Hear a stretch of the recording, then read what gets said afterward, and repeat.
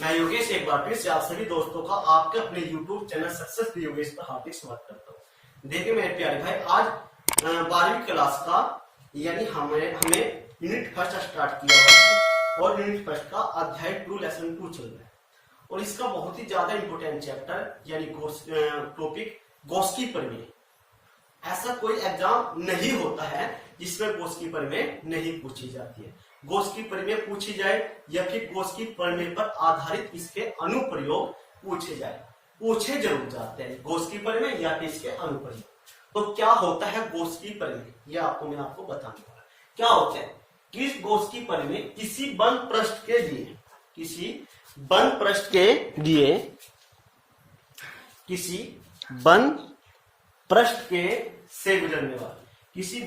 से गुजरने वाला कुल वैद्युत फ्लक्स, बिल्कुल सही, फाई कुल आवेश क्यों का 1/ε गुना होता है। यानी फाई ई, ये जो निशान लगाया जाता है ये किसी बंद पृष्ठ के लिए ही लगाया जाता है। यानी फाई ई बराबर ई डॉट डी ए बराबर क्यों/ε0 गुना होता है।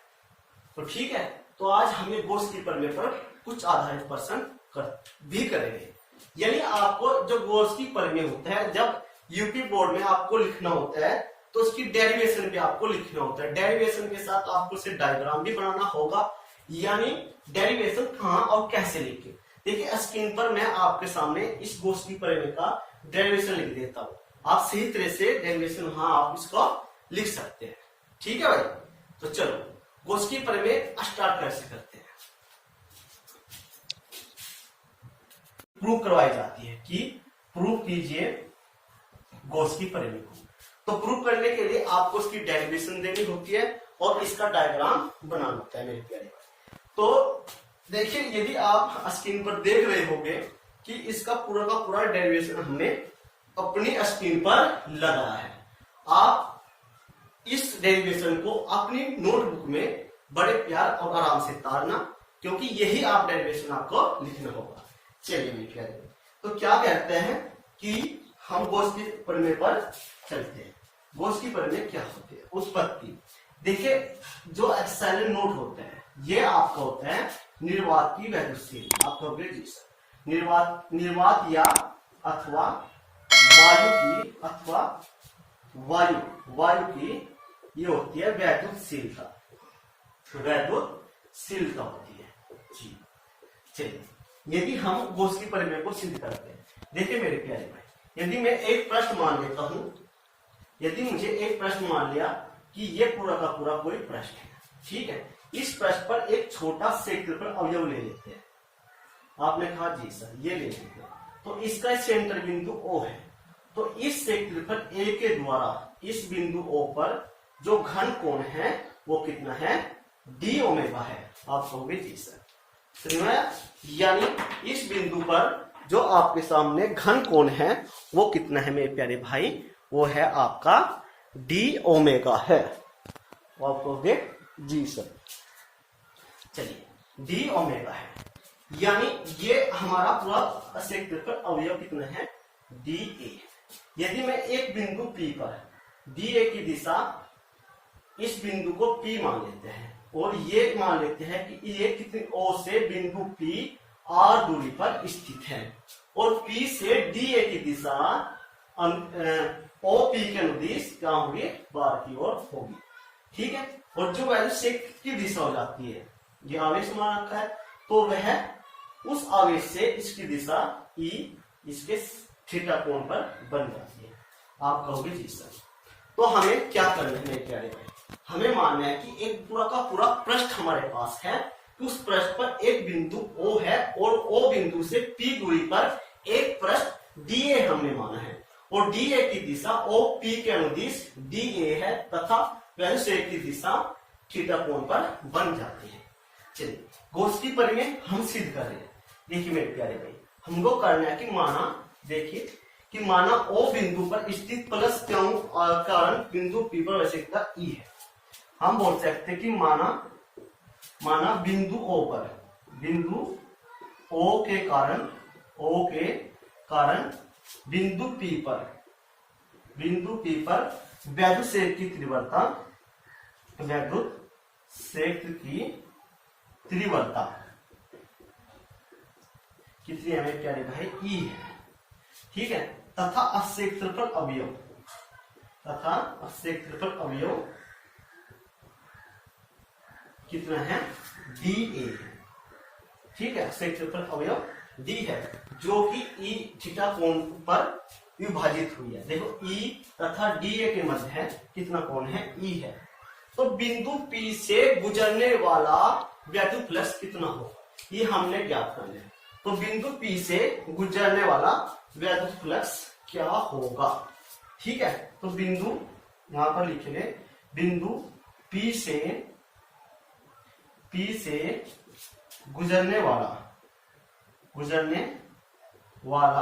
वैद्युत फ्लक्स होगा, वैद्युत फ्लक्स कितना होगा, फाई ई। फाई ई बराबर ये कितना होता है, डी ए कोस थीटा, कितना हो जाता है, डी फाई ई, यानी ई डॉट डी हो जाते हैं। आप कहोगे जी सर, तो यहाँ पर यदि आप 11वीं क्लास में आपने पढ़ा होगा, यदि ए डॉट और बी दो सदिशों का स्केलर गुणक होता है, कितना, दो सदिशों का स्केलर गुणक होता है, तो कितना होता है, ए का परिमाण ए और बी का परिमाण मेरे प्यारे भाई बी होता है। आप कहोगे जी सर, भाई ए का परिमाण कितना होता है मेरे प्यारे भाई, हम कहोगे ए, बी का परिमाण बी, या डॉट लग जाते हैं तो यहाँ पर लगा देते हैं कोस थीटा। तो ठीक इसी प्रकार यदि मैं आपसे ये कहूं कि कितना हो जाता है, आप कहोगे जी सर, तो यहाँ पर ई का परिमाण डी फाई ई बराबर ई का परिमाण ई और डी ए का परिमाण डी ए, तो यहाँ पर लग जाता है कोस थीटा। आप कहोगे जी सर, ई और डी ए के बीच थीटा कोण है। देखिए यहाँ पर थीटा क्या है, थीटा जहां लिखे, जहां थीटा ई तथा डी ए के मध्य क्या है, कोण है। देखिए थीटा क्या है, ई तथा डी ए के मध्य क्या है, कोण है।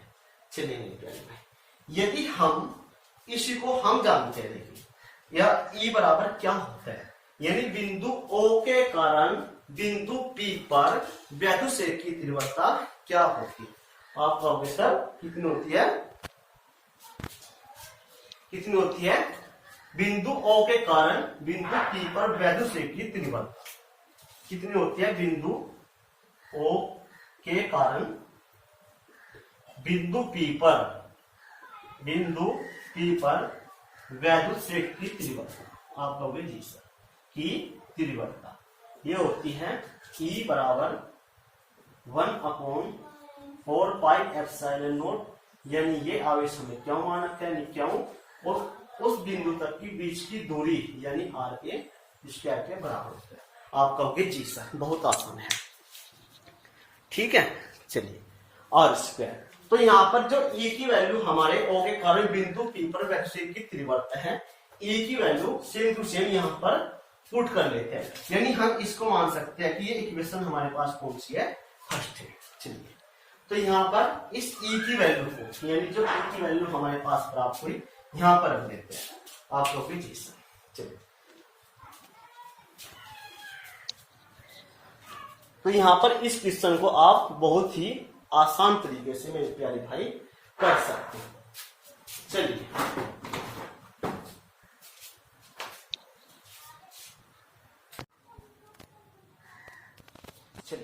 यहाँ पर E की वैल्यू आप इक्वेशन फर्स्ट में आप रख सकते हो। चलिए जैसे कि हमारे पास क्या आ जाता है, E बराबर ये आ जाते हैं, E बराबर डी फाई E बराबर E की वैल्यू यहां से पुट करते हैं तो आता है 1/4 पाई एप्सिलॉन नॉट क्यों बटे आर स्क्वायर। ठीक है, यहां पर बच जाता है आपका डी ए कोस थीटा। आप कहोगे जी सर, यहां पर आपका क्या बच जाता है, डी ए कोस थीटा आपका बच जाता है। चलिए यहां पर इसको मैं साफ कर देता हूं। ठीक है, तो यहां पर पूरा का पूरा समीकरण में रखता हूं, यानी डी फाई ई बराबर आप कहोगे सर डी ए की वैल्यू क्या पुट करते हैं 1/4 पाई एप्सिलॉन नॉट क्यों बटे आर स्क्वायर। यहाँ पर d A cos theta same to same d A cos theta. तो चलिए यहाँ पर यदि ये पूरा का पूरा d A cos theta upon R square, ये क्या होता है कि डी ए द्वारा बिंदु O पर आंतरिक क्षेत्रफल है। आप कहोगे जी सर डी ए क्या है, बिंदु O के कारण P पर वैल्यू क्षेत्रफल है। यदि डी फाइव की वैल्यू मैं आपको मानता हूं कि यदि मैं संपूर्ण पृष्ठ की बात करूं, किसकी, संपूर्ण पृष्ठ की, तो आप कहोगे जी सर तो संपूर्ण पृष्ठ के लिए ये हो जाता है phi E 1/4 pi epsilon nought Q बटे आर स्क्वायर। या फिर ऐसा हम मानते हैं कि डी फाइव बराबर ये किसकी वैल्यू हो जाती है 1/4 pi epsilon not D A cos theta और बटे आर स्क्वायर। ये वैल्यू किसकी होती है, जहां ऐसा हम लिखेंगे जहां डी ए कोस थीटा बटे आर स्क्वायर क्या होता है मेरे प्यारे भाई, ये घनीय कोण होता है d omega. D A cos theta upon R square बराबर डी ओमेगा हो जाता है, जो आपका घनीय कोण कहलाता है। आप कहोगे जी सर तो यानी डी फाई ई बराबर आप क्या रख सकते हो 1/4 पाई एप्सिलॉन नॉट और क्यों डी ए कोस थीटा के स्थान पर आप डी ओमेगा आराम से पुट कर सकते हो, इतना डी ओमेगा पुट कर सकते हो, यानी ये आ जाता है आपका डी ओमेगा। चलिए भाई ये था कि इस पूरे पृष्ठ में एक क्षेत्रफल अवयव बहुत ही छोटा हमें मानना था। अब पूरा का पूरा इसका क्या करना है, आपको पूरा का पूरा पृष्ठ का निकालना है। ठीक है भाई, चलिए कैसे निकालते हैं, आप कहोगे इसका तो काम खत्म हो जाता है। तो यानी जो डी ओमेगा होता है ये क्या है, ये संपूर्ण पृष्ठ के लिए जाते हैं।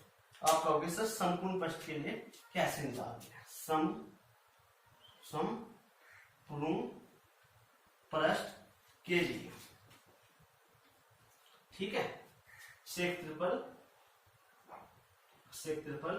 ए से गुजरने वाला वैद्युत फ्लक्स,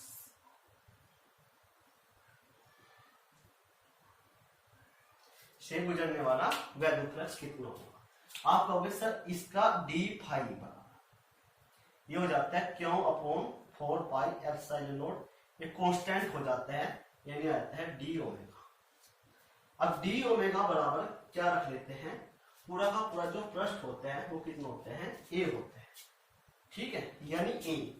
या फिर ऐसा मान सकते हैं कि ये गोला मान सकते हैं पूरा का पूरा, और गोले का जो पृष्ठीय क्षेत्रफल होता है वो कितना होता है, वो मेरे प्यारे भाई वो 4 पाई आर स्क्वायर होता है, ठीक है, यानी वो होता है 4 पाई। तो फाई ई बराबर क्यों अपॉन 4 पाई एप्सिलॉन नॉट, यानी आ जाता है 4 पाई और 4 पाई से 4 पाई कैंसिल हो जाता है, यानी फाई ई बराबर क्यों बटे एप्सिलॉन नॉट आपका राइट आंसर आ जाता है। तो यानी हम ये बोल सकते हैं कि फाई ई बराबर क्यों बटे एप्सिलॉन नॉट, या फिर फाई ई बराबर आप रख सकते हो किसी बंद पृष्ठ के लिए ई डॉट डी ए बराबर क्यों बटे एप्सिलॉन नॉट होता है। तो यानी फाई कुल वैद्युत फ्लक्स क्यों बटे एप्सिलॉन गुना होता है, यही हमारी गोस कीपर में होती है। तो हमने क्या बताया था गोस कीपर में के लिए किसी बंद पृष्ठ से गुजरने वाला कुल वैद्युत फ्लक्स उसका कुल आवेश का 1/एप्सिलॉन नॉट गुना होता है। तो मैं ऐसी आपसे आशा कर सकता हूं मेरे प्यारे भाई कि आपको ये गोस कीपर में बहुत ही अच्छी और बेहतरीन तरीके से समझ आ रही होगी, है ना। तो गोस कीपर में पर जो भी सारे अनुप्रयोग होते हैं, एक एक अनुप्रयोग को अच्छी तरह से बिल्कुल बेसिक एक एक चीज बताते हुए मैं आपसे क्लियर कराता चलता रहूंगा, तो आप हमसे जुड़े रहिएगा, ठीक है। यदि आप हमारे YouTube चैनल पर पहली बार हैं तो हमारे YouTube चैनल को सब्सक्राइब जरूर करें, और वीडियो कैसे लगी लाइक करें, और यदि आपको किसी भी प्रकार से वीडियो इस गोस कीपर में कोई परेशानी या दिक्कत आती है तो प्यारे भाई बेफिक्र होकर आप कमेंट कर सकते हैं। आपका कमेंट का बिल्कुल सही तरह से अमल किया जाएगा, है ना। तो कल हम करते हैं एक गोष्ठी प्रमेय का अनुप्रयोग। कल 2 अनुप्रयोग करने की कोशिश करते हैं, है ना। तो कल 2 अनुप्रयोग हो गए और आपका पूरे 6 मंथ में पूरा फिजिक्स का सिलेबस में कंप्लीट यूट्यूब पर ही करवाने वाला हूं। तो एक जल्दी मिलते हैं नेक्स्ट वीडियो के साथ।